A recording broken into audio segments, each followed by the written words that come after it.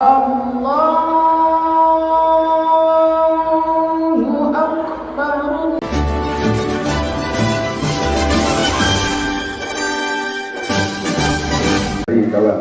Wa asyhadu anna sayyidana Muhammadan abduhu wa rasuluh la nabiyya ba'da. Alhamdulillahirabbil alamin wassalatu wassalamu ala asyrofil anbiya wal mursalin sayyidina wa maulana wa habibina wa syafiina Muhammadin. Yang tak kalah penting adalah nikmat kemerdekaan. Assalamualaikum warahmatullahi wabarakatuh.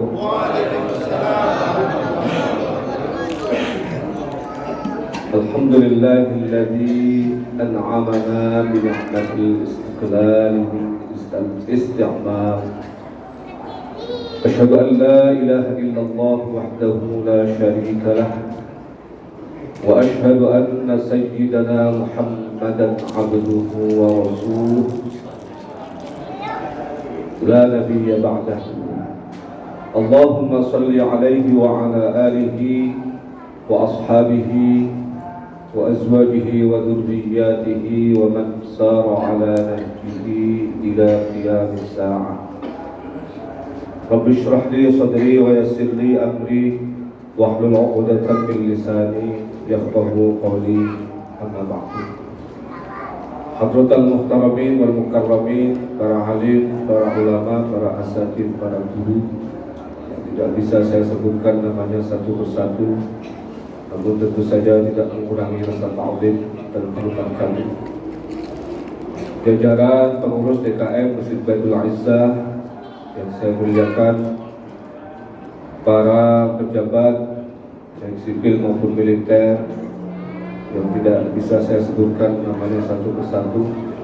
Tadi sudah ada wakil dari RW dan barangkali juga ada RT yang saya hormati, terutama jamaah hadirin dan hadirat yang hadir pada malam hari ini dalam rangka tasyakuran atas kemerdekaan bangsa kita dari penjajah yang telah mengorbankan jiwa, raga, harta, dan semuanya, yang memang harus kita syukuri keberadaan kemerdekaan itu.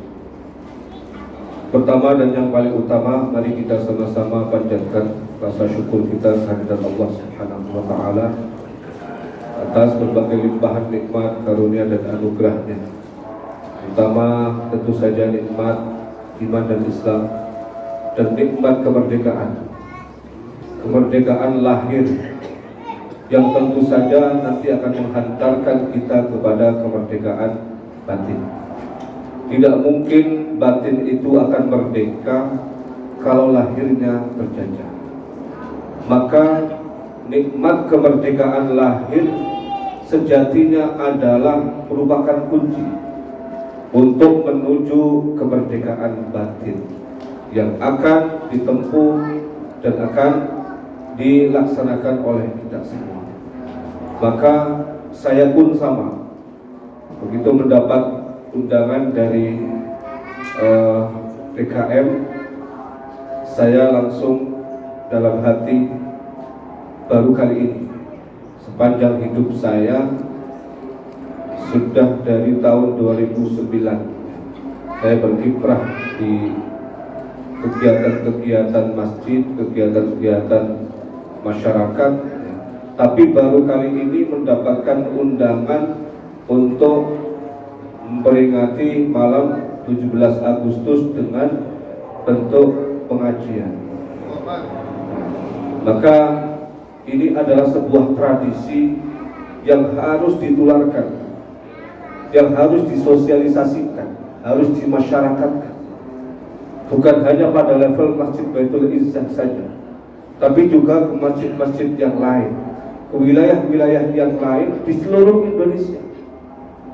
Karena tadi juga saya sudah mendengar bahwa orang lupa esensi daripada kemerdekaan itu, memperingatinya dengan cara yang keliru, hanya sekedar hura-hura ya, Dan nilai-nilai yang diambil dari peringatan kemerdekaan itu relatif kurang bisa diimplementasikan, apalagi generasi muda yang memahami kemerdekaan adalah naik pinang, balapan karung, lomba makan kerupuk, ibu-ibu main bola pakai daster, atau bapak-bapak main bola pakai daster dan lain sebagainya. Maka ini adalah sebuah tradisi yang harus dimasyarakatkan, dan saya termasuk nanti akan memasyarakatkan. Salah satunya sudah saya coba melalui Instagram ya. Walaupun ya Ustadz tapi punya Instagram ya. Walaupun penggemarnya cuma istri saja ya. Yang suka follow cuma istri saya saja, nggak apa-apa. Daripada istri orang gitu kan, bermasalah nanti. Nah, itu sudah saya share kemana-mana, alhamdulillah diputar 76 kali. Nah, berarti sudah ada 76 orang yang menyaksikan ini. Barangkali dalam benak mereka ini sesuatu yang baru, yang tidak didapati di tempat-tempat yang lain.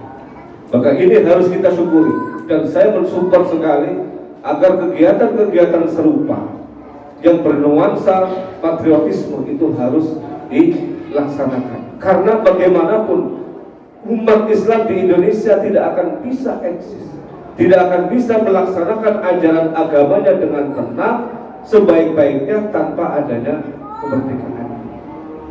Maka harus kita syukuri, dan salah satu bentuk syukur ini dengan cara yang benar ya kita laksanakan malam ini.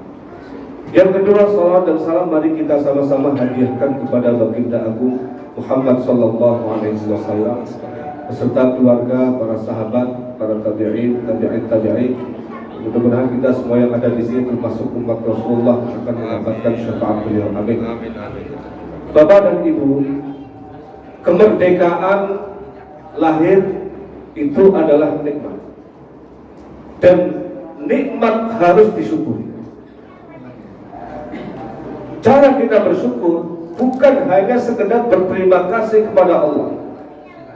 Allah tentu saja ketika kita syukuri pasti suka, tetapi ada cara yang lain yang harus ditempuh, yang harus dilakukan untuk melengkapi syukur itu. Ada dimensi syukur secara vertikal kepada Allah, la in syakartum la azidannakum. Tapi ada juga syukur yang harus kita lakukan terhadap manusia. Rasulullah bersabda, man lam yashkurin nasa lam yashkurillah.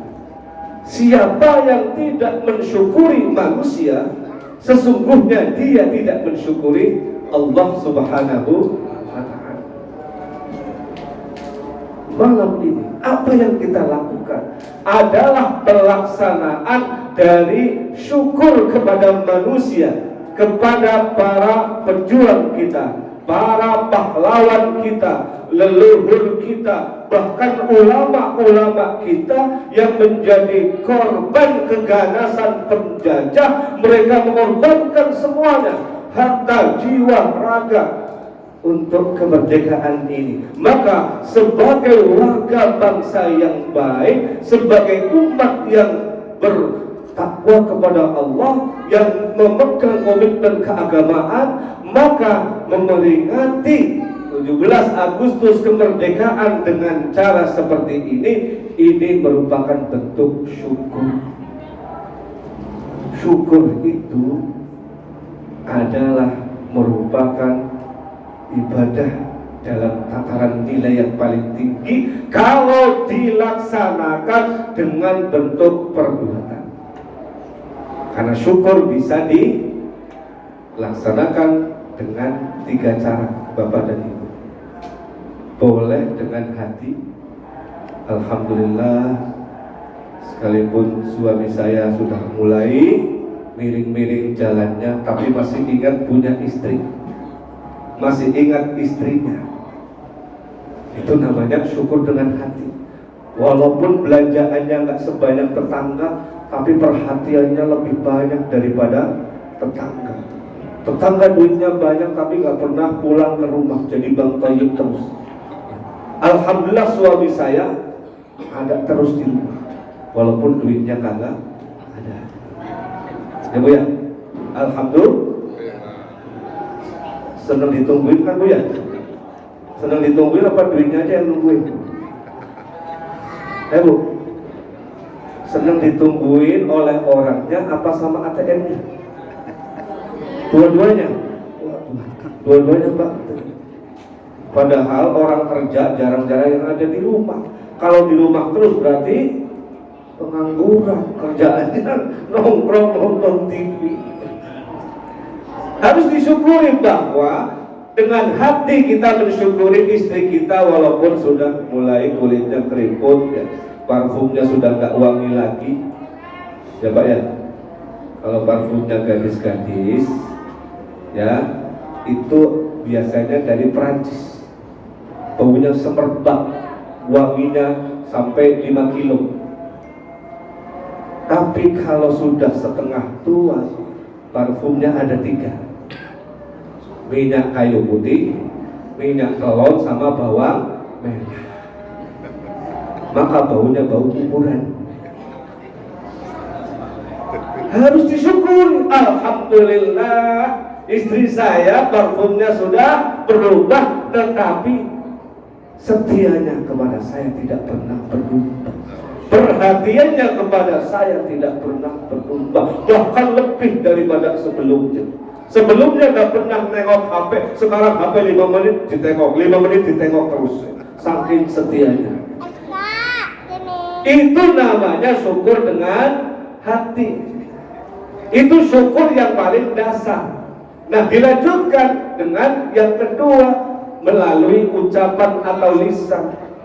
Kita bersyukur karena kita merdeka. Alhamdulillahirabbil alamin. Tadi sudah baca tahlil, sudah baca zikir. Itu adalah bentuk syukur dengan lisan kita, mengucapkan terima kasih kepada Allah karena telah menghadiahkan kemerdekaan dengan lisan.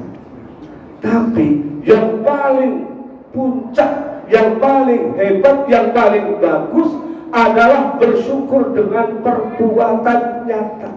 Inilah bentuknya mengadakan pengajian, mengadakan muhasabah dalam rangka bersyukur atas kemerdekaan yang Allah hadirkan kepada kita dengan perbuatan nyata. Itulah syukur yang tertinggi nilainya.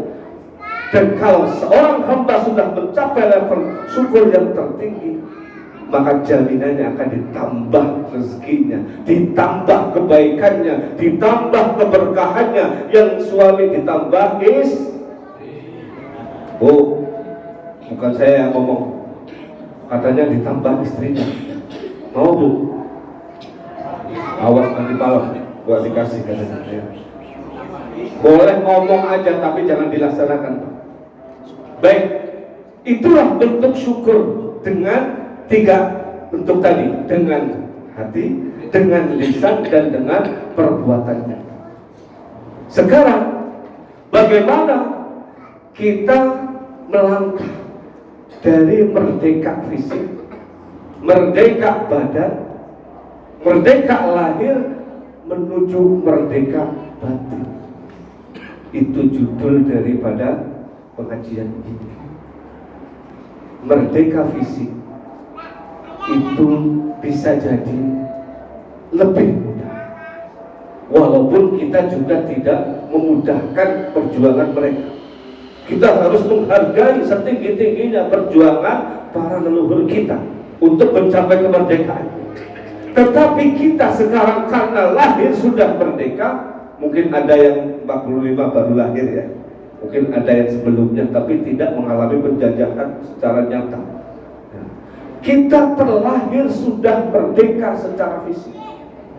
Maka yang harus kita lakukan adalah bagaimana kemerdekaan fisik itu dilanjutkan kepada kemerdekaan batin, kemerdekaan jiwa, kemerdekaan hati. Dan itu yang jauh lebih sulit.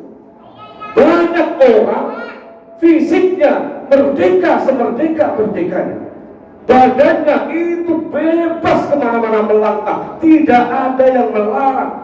Jangankan manusia, binatang saja takut kepadanya, jin saja takut kepadanya, karena mukanya lebih seram daripada jin. Tetapi fisiknya yang merdeka itu ternyata tidak berbanding lurus dengan jiwa dan hati. Jiwa dan hatinya terjajah, terkooptasi, terkungkung oleh yang namanya nafsu. Nafsu, syahwat itu jauh lebih kuat dibandingkan iblis sekalipun. Iblis dedenggotnya kejahatan, dedenggotnya pihak yang berbuat maksiat.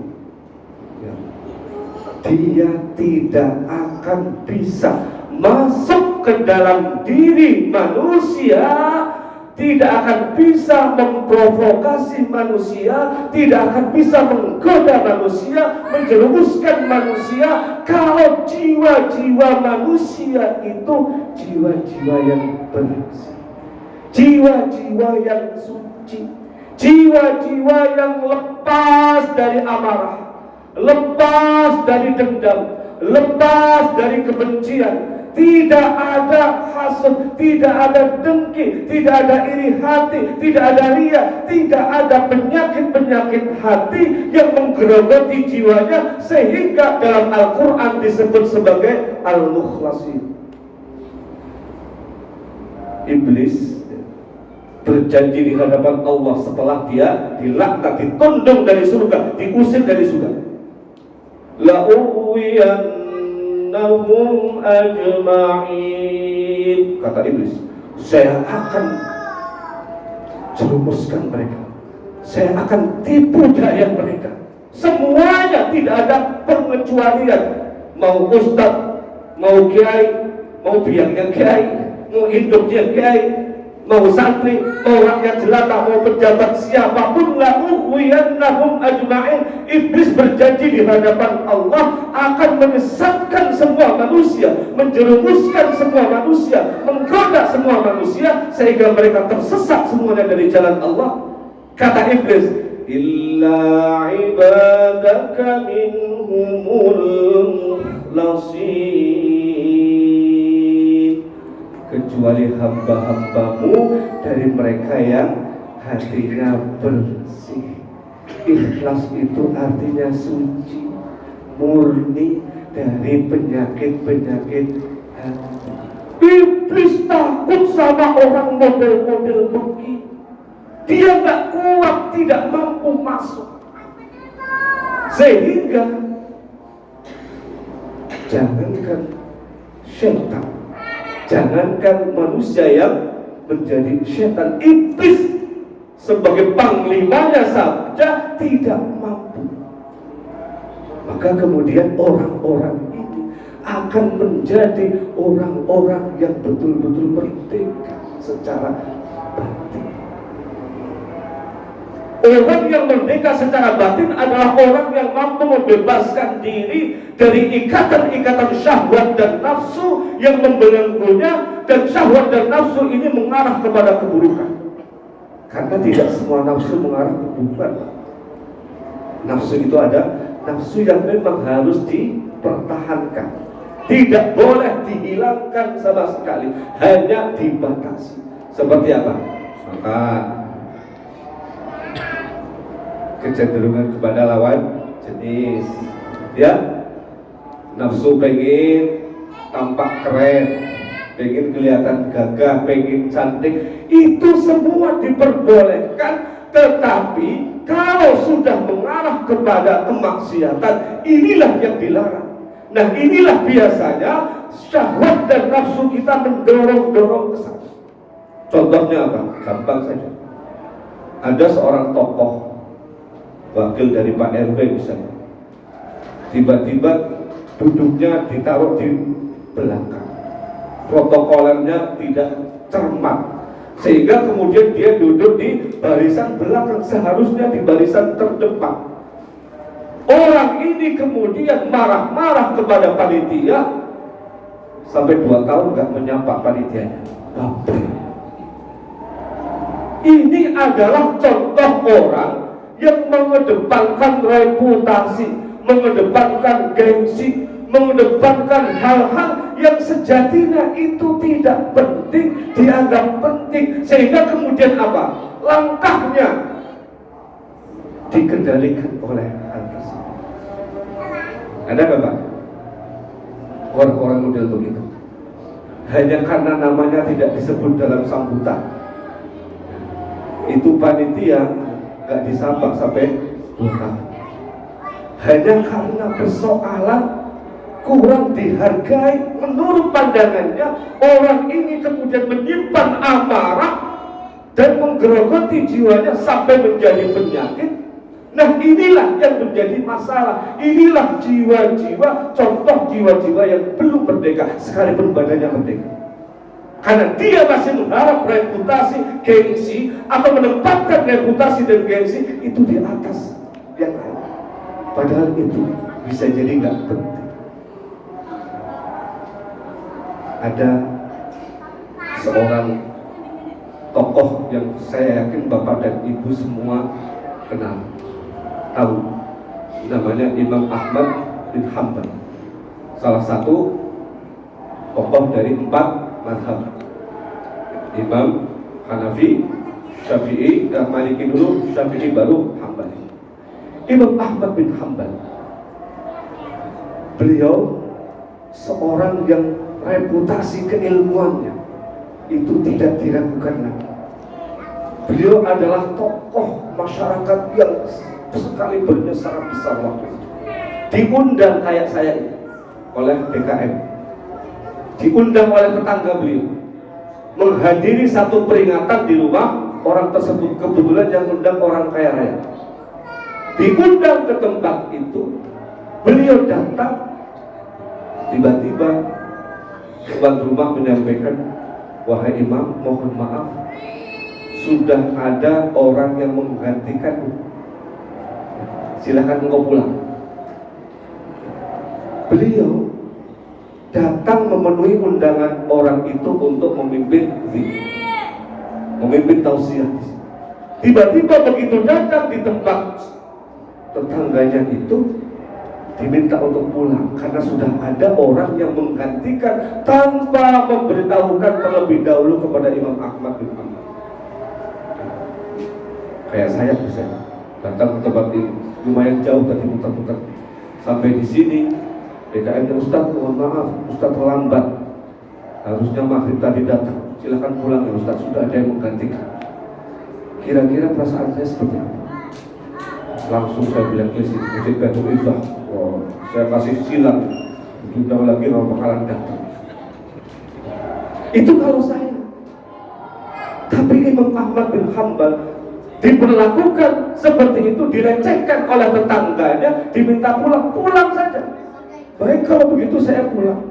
Pulang dengan santainya, mukanya juga tersenyum, tidak ada nada marah sama sekali. Pulang saja. Beberapa waktu kemudian diundang lagi oleh orang yang sama. Kalau saya sama sikap, gak bakalan datang, sudah saya blacklist kok. Diundang kedua kali, datang lagi.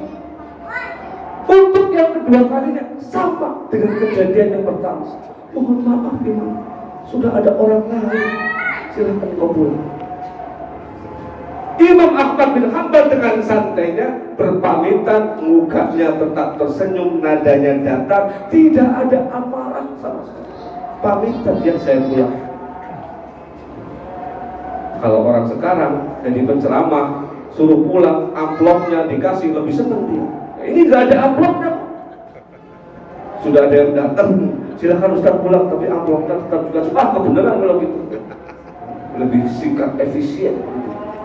Ini nggak ada. Pulang beliau tanpa ada kemarahan sedikit pun. Dan ini terjadi sampai 3 kali. 3 kali diundang oleh orang yang sama. Beliau tetap datang dan kembali diperlakukan sama persis seperti kejadian pertama dan kedua. Justru kemudian tetangganya inilah yang heran. Setelah 3 kali Imam Ahmad tetap datang dan tidak ada nada marah sama sekali, tetap tersenyum seperti kejadian yang pertama dan kedua. Tetangganya lah yang kemudian datang sowan kepada Imam Ahmad bin Hanbal, memohon maaf sambil penasaran bertanya, wahai Imam Ahmad, sebenarnya hatimu itu terbuat dari apa sih? Sebenarnya hatimu terbuat dari apa? Aku perlakukan engkau dengan tidak manusiawi, aku lecehkan engkau 3 kali, 3 kali aku undang engkau tetap datang, bahkan sekarang pun engkau terima aku dengan amat sangat baik. Sambutannya tetap seperti biasa. Imam Ahmad kemudian menjawab, ini yang namanya jiwa yang merdeka, ini batin yang merdeka. Imam Ahmad kemudian menjawab, wahai saudara, ketahui bahwa kedatanganku memenuhi undanganmu itu bukan karena kamu yang mengundang. Saya tidak menganggap kamu sama sekali, tapi saya selama ini menganggap yang mengundang adalah Rasulullah Sallallahu Alaihi Wasallam. Beliau bersabda, "Man kana yu'minu billahi wal yawmil akhir falyukrim jarahu." Barang siapa yang mengaku iman kepada Allah dan hari akhir, maka muliakan tetangganya. Rasulullah sudah mengundang umatnya termasuk Ahmad bin Hanbal untuk memuliakan tetangganya, maka tetangganya seperti apapun sikapnya kepadaku, aku tidak akan pernah berubah karena Rasulullah yang mengundang. Pak, bisa nggak Pak? Bisa nggak kira-kira? Bu, disakitin sama suami, habis itu tetap aja berbuat baik kepada suaminya, malah ngasih sedekah malam-malam, silahkan sedekah, saya terima sedekahnya. Susah ya Bu ya? Berat, sulit sekali. Kita terkadang ya, dalam jiwa dan batin kita, apa yang dilakukan oleh orang itulah yang menjadi parameter kita, menjadi landasan kita dalam bersikap kepada orang itu. Betul? Itu namanya jiwanya belum merdeka. Itu batinnya masih terjejak oleh nafsu, karena masih mikirin bagaimana orang bersikap kepada kita, bukan bagaimana Islam mengajarkan itu, bukan bagaimana Rasulullah memerintahkan itu, bukan bagaimana Allah memerintahkan itu. Kalau pijakannya kayak apa, Imam Ahmad bin Hanbal mau dilecehkan oleh orang kek, mau nggak dipanggil kek, mau disuruh duduk di belakang kek, itu tidak peduli kek. Yang terpenting adalah bagaimana Allah menilai, bagaimana Rasulullah. Sudah mulai paham ya Pak ya? Jiwa yang merdeka itu yang kayak, jadi parameternya jelas. Kalau Allah perintah ini, Rasulullah perintah ini, kalau jalan. Tapi ya itu, nafsu dan syahwat kita itu terkadang jauh lebih kuat. Tadi itu gengsi, reputasi yang terkadang tidak ada bentuknya, itu jauh lebih kuat, lebih hebat dorongannya dibandingkan dorongan perintah Rasulullah dan Allah Subhanahu wa Ta'ala. Sehingga kita seringkali menjadikan itu sebagai landasan dalam melangkah, dan karenanya apa? Baper seumur hidup, sakit hati seumur hidup, kecewa terus-terusan Pak. Karena apa?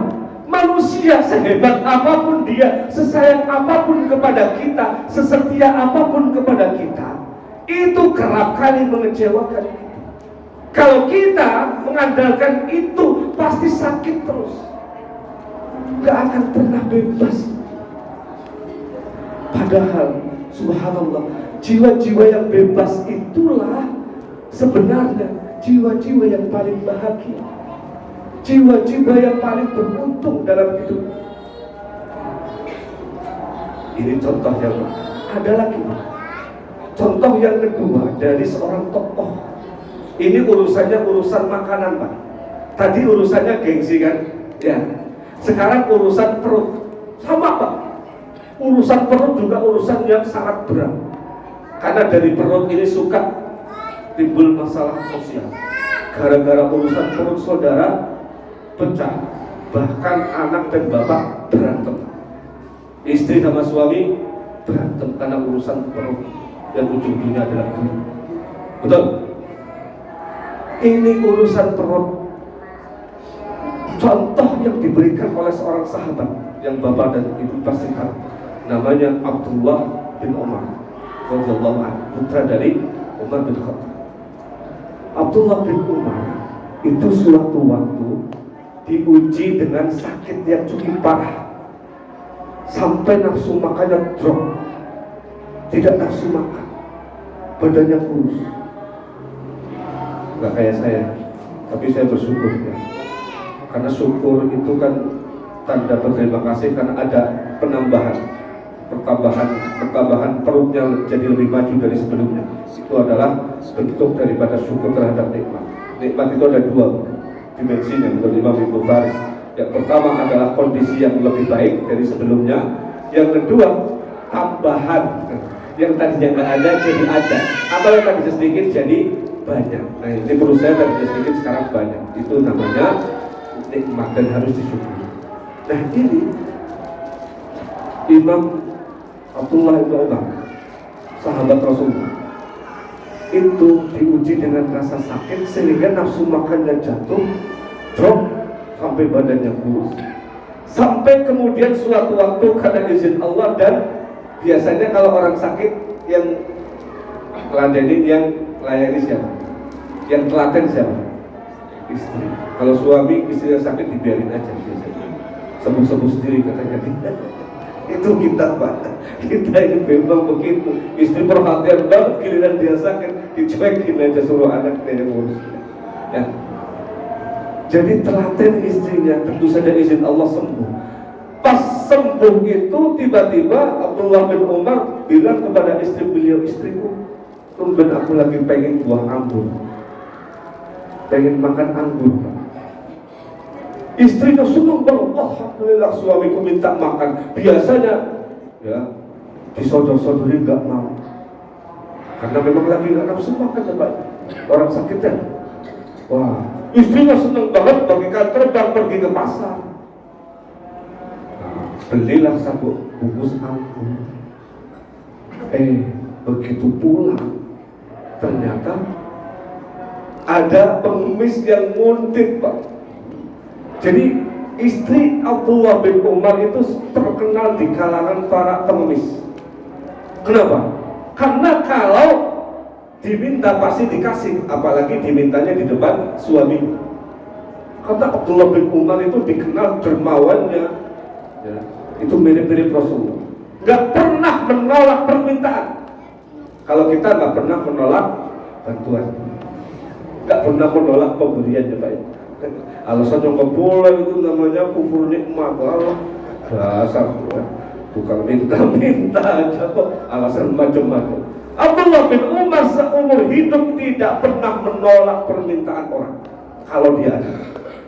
Maka pengemisnya tahu ini istrinya Abdullah, kuntit aja, dikuntit. Dan cara memintanya mereka sudah paham betul, harus di depan Abdullah, persis di depan pintu. Pengemisnya bersuara keras minta anggurnya supaya didengar Abdullah bin. Benar, Abdullah bin Umar dengar, siapa itu Bu? Kok ramai-ramai di depan pintu? Ini suamiku pengemis. Pengemis kenapa? Minta anggur yang baru saya beli. Kata Abdullah dengan santainya, ya kasih aja. Gitu aja kau repot. Terus engkau beli lagi. Dikasih. Anggur yang baru saja dibeli dikasih. Abdullah kasih uang lagi sama istri beliau, beli yang kedua. Beli yang kedua, rupa-rupanya ada pengemis yang lain. Jadi Pak, kalau saya baca kisah ini, ternyata namanya mafia pengemis itu bukan masa sekarang aja. Di masa sahabat pun ternyata ada mafia pengemis. Iya Pak, bener Pak. Jadi pengemis yang lain kuntit. Wah, ini kedua beli lagi, kuntit aja gitu. Sama persis seperti pengemis yang pertama, karena mereka udah tahu triknya. Kalau minta di tengah-tengah, istrinya bisa bentak-bentak, nggak dikasih. Karena dia yang jalan kan, yang capek kan. Begitu sampai di depan pintu, sama persis kejadiannya seperti kejadian pertama. Ada apa Bu? Ini ada pengemis lagi. Minta anggur yang baru saya beli suami. Kata Abdullah bin Umar, ya kasih aja katanya. Terus kok gimana? Beli lagi katanya. Kasih lagi uang yang ketiga. Ada nggak yang mau kayak begitu? Bapak-bapak, ibu-ibu ada yang mau nggak? Bolak-balik ke pasar. Ini istrinya bukan kayak istri sekarang. Istrinya Abdullah bin Umar. Apapun, apalagi tahu suaminya adalah orang yang paling baik yang pernah beliau jumpai. Ketiga kali akhirnya sang istri kembali ke pasar. Sama persis seperti kejadian pertama dan kedua pengemis yang lain. Untuk ketiga kalinya sekali lagi Abdullah bin Umar meminta istri beliau untuk memberikan, tanpa pernah memikirkan perut beliau yang sudah keroncongan, sudah lama nggak makan, lagi pengen makan banget anggur. 3 kali jatahnya diambil sama orang lain. Kalau kita jadi beliau gimana kira-kira? Aduh, pengemis kok ya tahu diri gitu ya. Jangan tempat ini, tempat lain kok ada, masih banyak. Kok kenapa harus saya yang lagi kemaruk begini, lagi ngecer pengen makan anggur? Beliau tidak pernah memikirkan diri beliau. Nah, untuk yang keempat kalinya akhirnya sang istri dikasih uang lagi. Yang keempat kalinya inilah sang istri berpikir di tengah jalan, kalau saya beli lagi dan kemudian mengambil cara yang sama, pasti ada pengemis yang lain minta lagi. Terus kapan suamiku akan makan anggur? Karena saya tahu persis suamiku itu tidak pernah menolak permintaan orang. Maka kemudian sang istri yang bersiasat, ini Bu, istri kalau sayang sama suami maka kadang-kadang perlu begini. Istrinya yang bersiasat, karena beliau sayang sama suami, yang kedua sayang sama kakinya. Nah, kalau sampai 10 kali, bukan hanya uang belanjanya habis, kakinya gempor. Udah 4 kali jalan bolak-balik. Ya. Maka kemudian sang istri itulah yang bersiasat, ngambil jalan lain, bukan jalan biasa, dikuntit awal pengemis. Betul yang keempat masih ada yang kuntit. Sampai di tengah jalan yang sepi, dijuga, kamu mau minta anggur ini lagi? Boleh, silahkan ambil ini anggur, tapi aku doakan seumur hidup gak akan berkah. Didoain kayak gitu sama istrinya Abdullah. Takut itu pengemisnya. Wah, gak jadi, kabur akhirnya dia. Kata istri, alhamdulillah selamat. Karena istri yang bersiasat itulah, baru anggur itu sampai ke tangan Abdullah bin Umar. Abdullah dalam hati tahu ini pasti istriku yang bersiasat. Tapi beliau sudah tahu juga kalau masih suruh berangkat lagi nggak bakalan, sang istri juga kasihan. Contoh lagi, bagaimana orang mampu membebaskan dirinya dari nafsu. Ya, namanya makanan itu berat. Saya juga suka diledekin sama istri, nggak kuat lapar. Ada memang makanya kan tambah maju aja. Itu berat sekali Pak. Apalagi ini sudah lama nggak makan, nggak doyan makan. Tiba-tiba lagi kepengen banget. Ini namanya kemaruk loh Pak. Ngecer itu nggak karu-karuan itu rasanya. Beliau bisa menahan itu, bahkan sampai 4 kali. Demi untuk membahagiakan orang, demi untuk kepentingan orang. Kalau jiwa kita minimal mendekati itu nggak harus sama persis Pak. Ya, kayak Rasulullah nggak ada makanan ya sudah puasa, ngapain repot? Nggak ada ini ya udah, adanya apa? Nggak ada apa-apa ya sudah, nggak ada makan apa-apa. Itu sulit sekali. Kalau ada orang bisa seperti itu, berarti jiwanya sudah merdeka dari keinginan-keinginan perut. ini juga sesuatu yang berat, tapi bisa kita latih. Karena itu tadi, jiwa-jiwa yang merdeka inilah yang nantinya akan mudah untuk bersinergi dengan nur Allah Subhanahu wa ta'ala. Sinyal-sinyal itu akan mudah masuk ke dalam hati kita kalau hati yang ada, yang kita miliki itu tidak ada noda-nodanya, tidak ada kotoran. Membersihkan hati dari kotoran-kotoran jiwa, dari nafsu yang membelenggu, itu salah satu. Karena Rasulullah SAW pernah mendeklarasikan seseorang sahabat, tidak disebutkan namanya dalam riwayat itu. Sahabat ini sahabat kecil, tapi oleh Rasulullah disampaikan kepada sahabat yang lain, ini adalah calon penghuni surga. Maka kemudian sahabat-sahabat yang lain heran, perasaan biasa-biasa aja orang ini ya, kok bisa Rasulullah mengumumkan itu? Ya, akhirnya sahabat Abdullah ibnu Mas'ud penasaran, pengen tahu apa sih rahasia dari orang ini sehingga diumumkan di hadapan sahabat-sahabat yang lain sebagai calon penghuni surga, padahal dia sahabat kecil, amalnya biasa. Akhirnya nginep satu malam, diinepin, ternyata emang biasa, bangunnya juga menjelang subuh, qiyamulailnya juga biasa, bahkan sholatnya bisa jadi gak pakai sholat tahajud. Ya, perasaan biasa ya. Nah, begitu mau pulang, akhirnya sahabat tadi menyampaikan, sahabatku Abdullah bin Mas'ud pasti heran ya dengan amalan saya, biasa-biasa saja yang Anda lihat. Betul, itu yang saya heran. Perasaan amal kamu tuh biasa-biasa banget, standar aja gitu. Tapi kok kenapa begitu istimewa di hadapan Rasul, di hadapan Allah Subhanahu wa ta'ala? Akhirnya sahabat ini menyampaikan, wahai sahabat, memang amalku biasa, tapi selama hidupku aku tidak pernah marah kepada orang lain. Aku tidak pernah benci kepada siapa. Aku tidak pernah iri kepada siapa. Aku tidak pernah dendam kepada siapa. Jiwaku, hatiku bersih, gak ada noda-noda. Penyakit hati itu steril, kosong dari jiwa. Kata Abdullah bin Mas'ud, itu Pak, ini yang berat. Bisa jadi aku masih ada, sehingga tidak diumumkan oleh Rasulullah SAW. Sementara kamu sahabat yang biasa-biasa saja, tapi kamu tidak pernah marah sama aku. Berapa? Maka dalam Al-Quran itu, orang yang mampu menahan amarah itu derajatnya derajat takwa. Wal kadhimina wal afina 'anil nas wallahu yuhibbul muhsinin. Ada 3 tingkatan.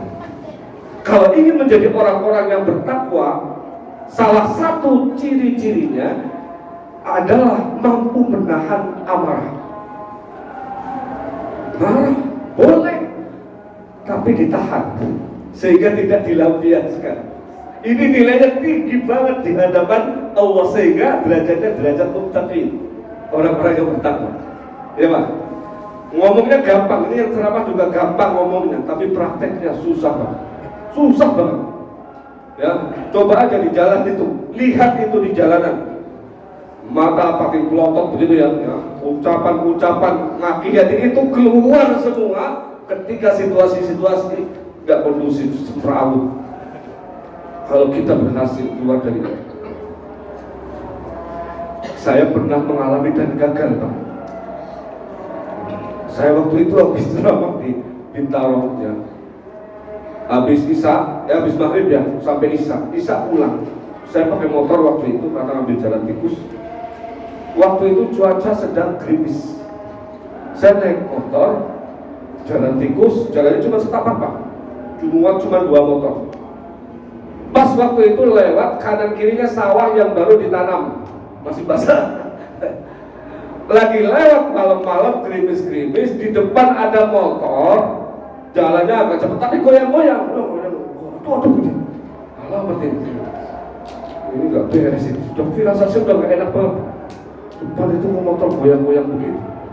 Nah, begitu sudah dekat, bener bang, entah sengaja atau tidak, motor itu mengarah ke motor saya, jadi ngambil jalurnya saya.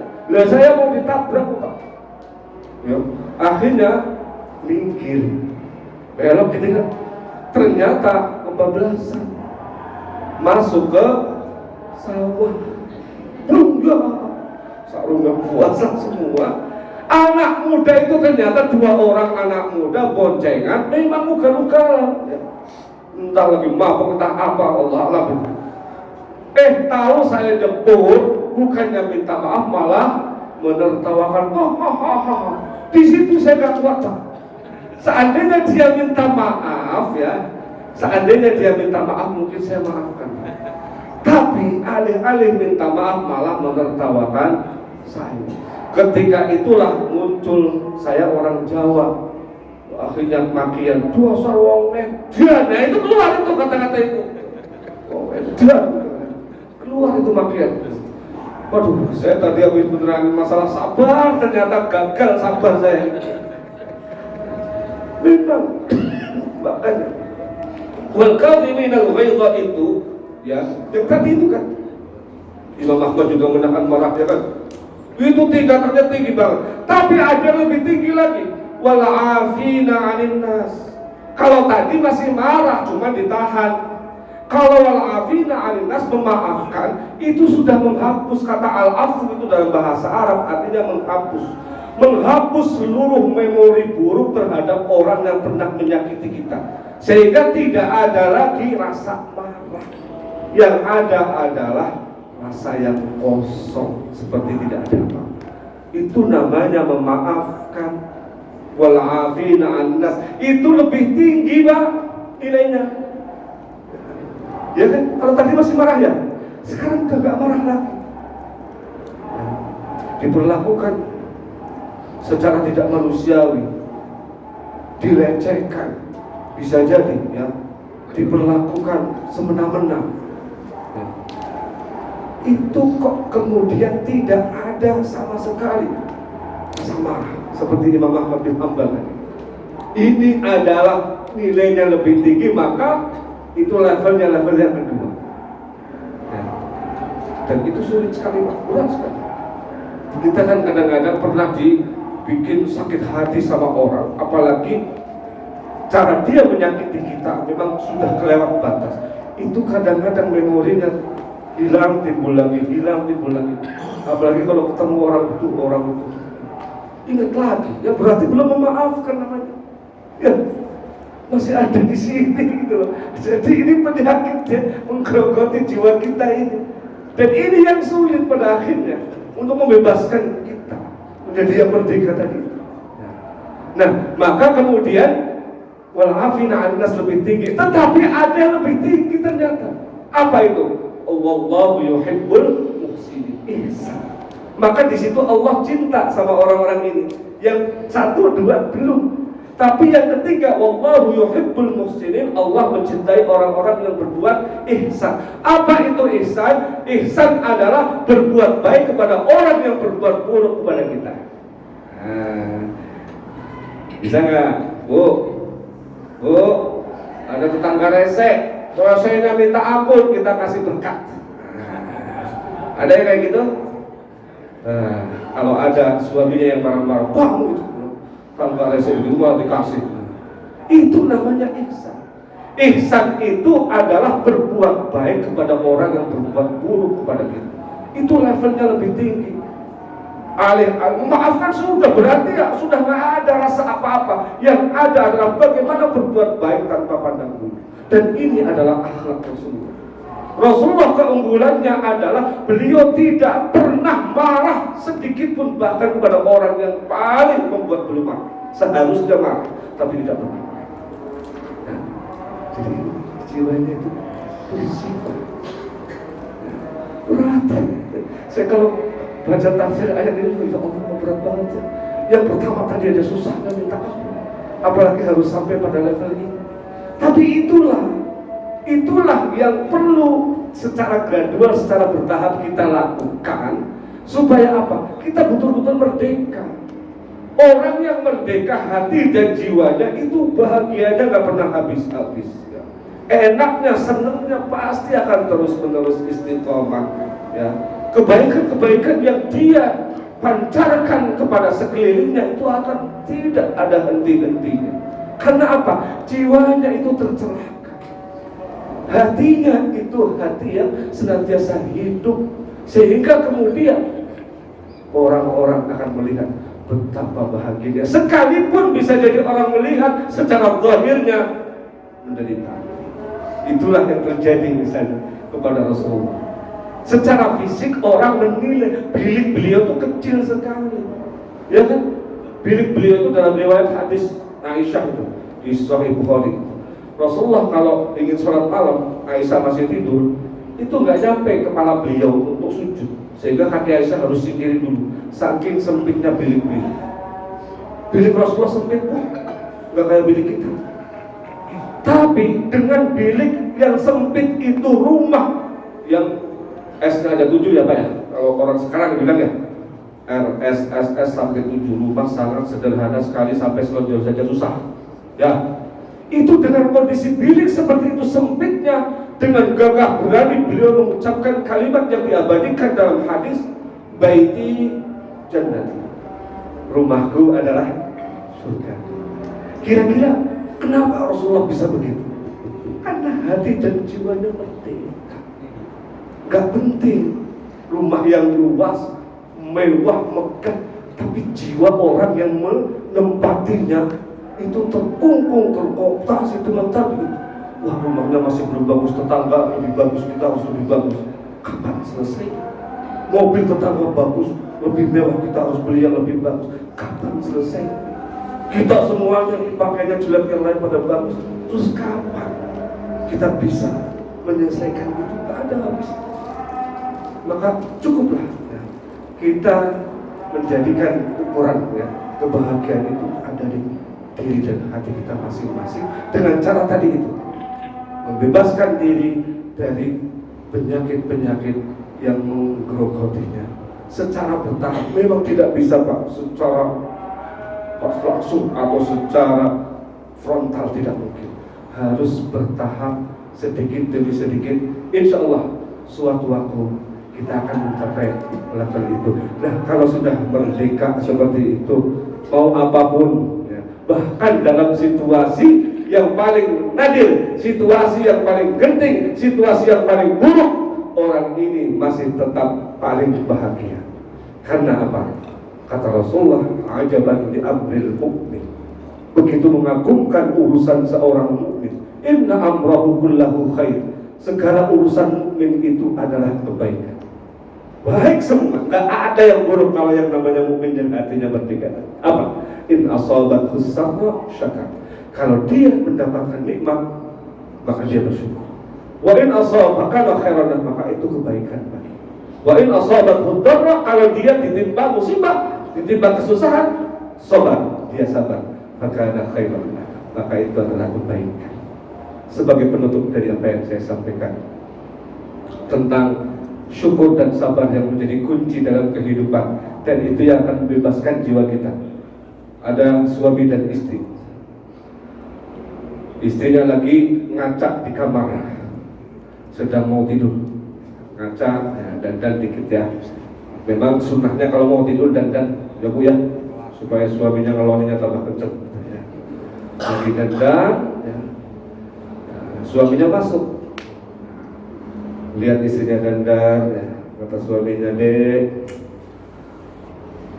adek itu ya, dari ujung rambut sampai ujung kaki semuanya cantik, gak ada jeleknya sama sekali.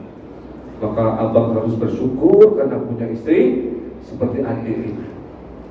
Kata istrinya, iya, abang sih syukur, adik dari ujung rambut sampai ujung kaki cantik. Nah, adik kalau melihat abang dari ujung rambut sampai ujung kaki gak ada gantengnya sama sekali, katanya. Kata suaminya, ya sudah, yang sabar ya dek, ya. Yang sabar ya. Adik bersyukur masuk surga ya. abang bersyukur masuk surga karena punya istri cantik. Nah, abang atau ada yang sabar karena punya suami yang jelek. Maka insya Allah kita semua berdua menjadi calon penghuni surga. Tidak ada yang buruknya. Jadi saya makanya kenapa suka saya padahal saya hitam. Ya, mungkin itu tadi ya, supaya sabarnya itu terus terasah gitu ya. Jadi ketika melihat, semakin lama lihat, semakin sabar, maka semakin dekat surganya gitu kan. Nah kalau yang punya istri cantik, lihat terus dan harus banyak-banyak bersyukur. Alhamdulillah ya, saya termasuk yang bersyukur karena istri saya lihat cantik gitu kan ya. Maka saya harus banyak bersyukur ya. Istri saya harus banyak sabar ya.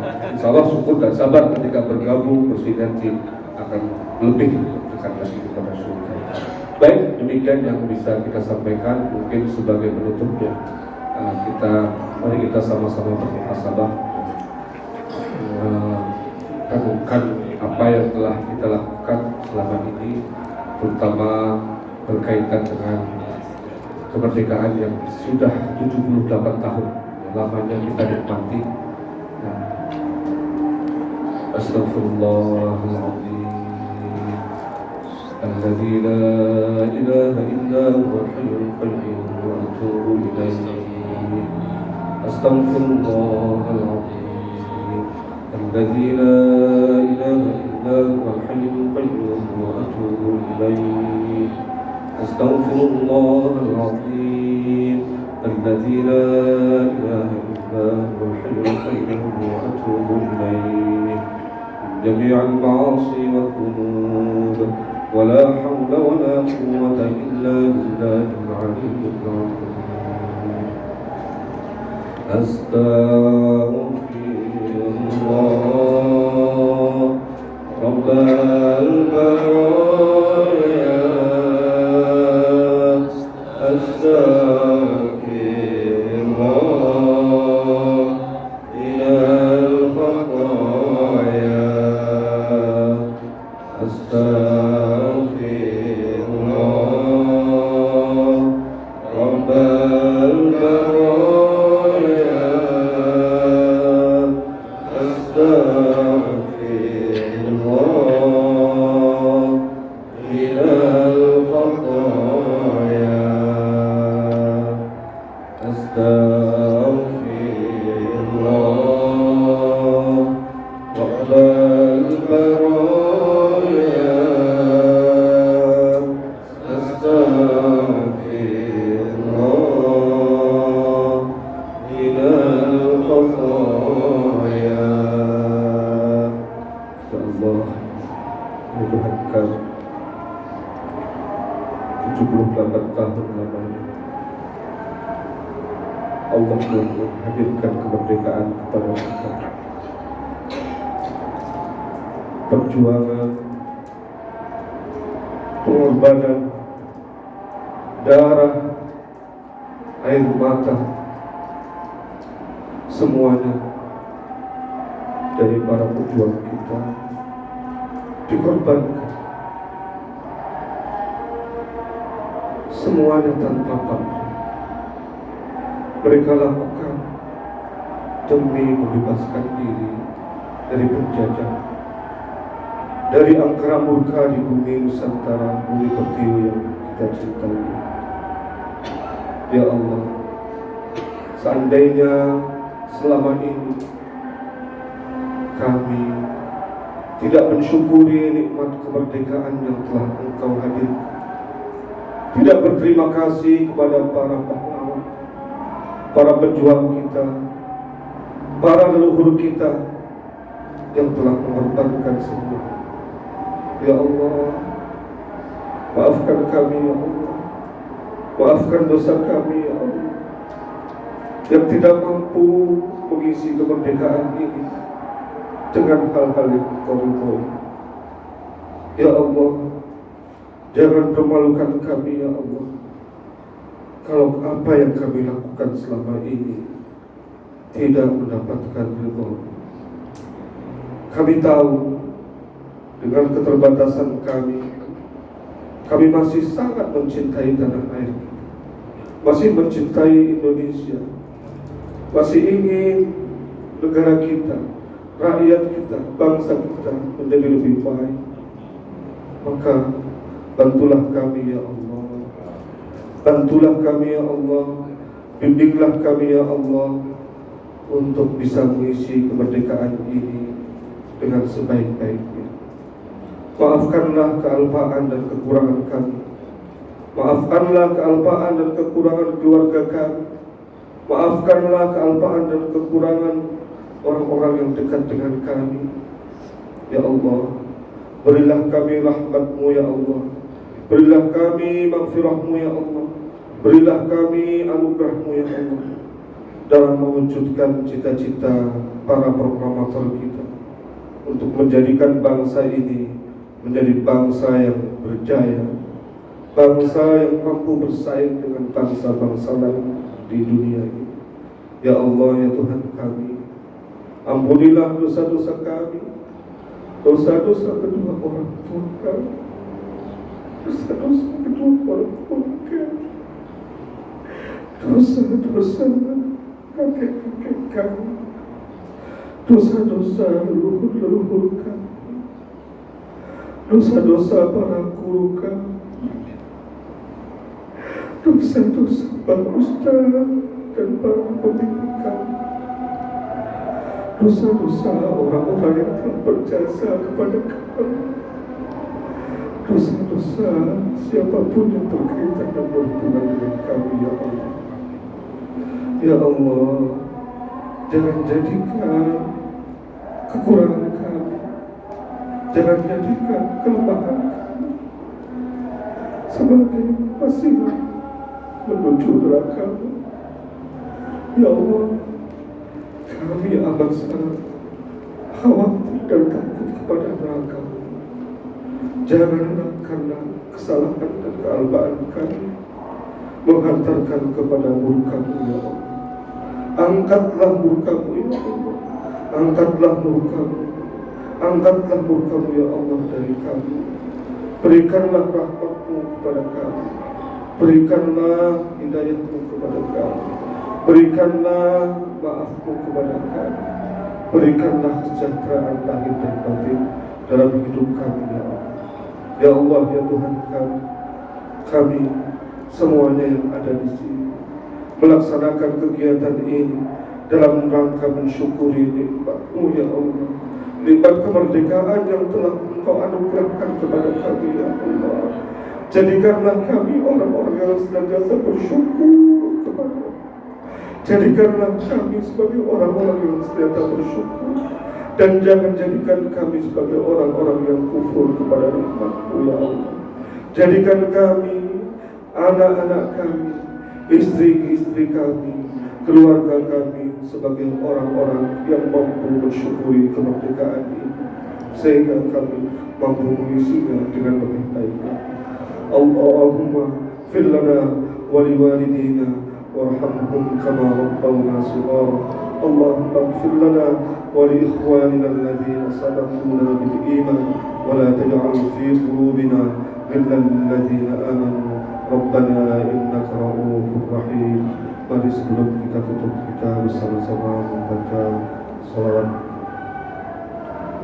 salawat yang dihafal kita. Boleh mudah ya, salawat Jibril ya. Apa salawat Jibril? Apa? Ya. Sallallahu ala Muhammad, sallallahu alaihi wasallam, sallallahu ala Muhammad,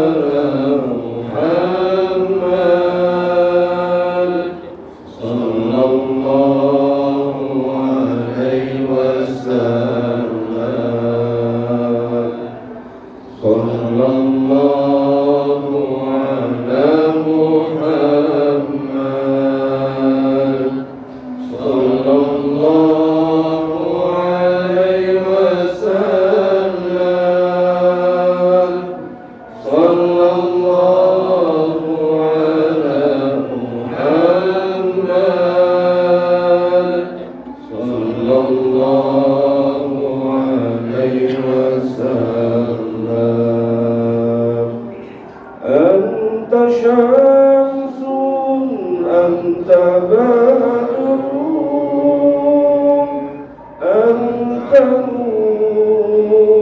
فوق نوري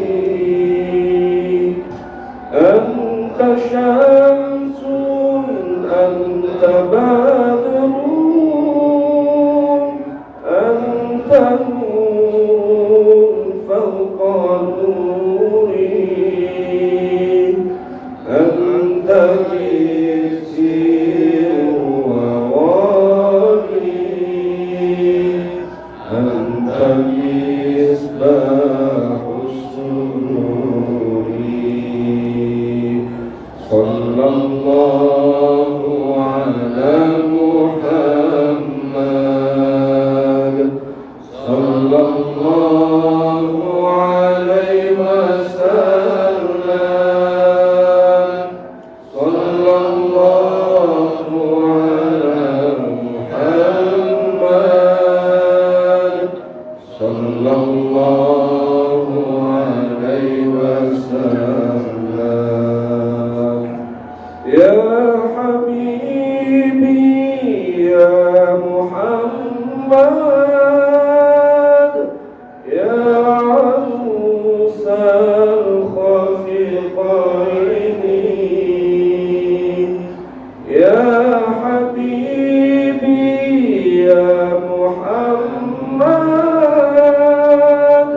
يا عروس الخفيقين يا مؤيد يا ممجد يا إمام القبلتين صلى الله على محمد صلى الله عليه وسلم صلى الله على محمد صلى الله عليه وسلم اللهم صل وسلم على سيدنا محمد الحمد لله رب العالمين اللهم اجعل جمعنا هذا جمعا مرحوما وتفرقنا من بعده تفرقا معصوما ولا تجعل فينا ولا منا شقيا ولا محروما اللهم ارزقنا علما نافعا وقلبا خاشعا ولسانا ذاكرا ويقينا صادقا ورزقا واسعا مباركا وعملا صالحا متقبلا ربنا آتنا في الدنيا حسنة وفي الآخرة حسنة وقنا عذاب النار سبحان ربك رب العزة عما يصفون وسلام على المرسلين والحمد لله رب العالمين. Demikian kurang lebihnya mohon maaf atas segala kekurangan dan terima kasih atas segala perhatian. Allahumma fiqh ila qawlil qadim. Assalamualaikum warahmatullahi wabarakatuh.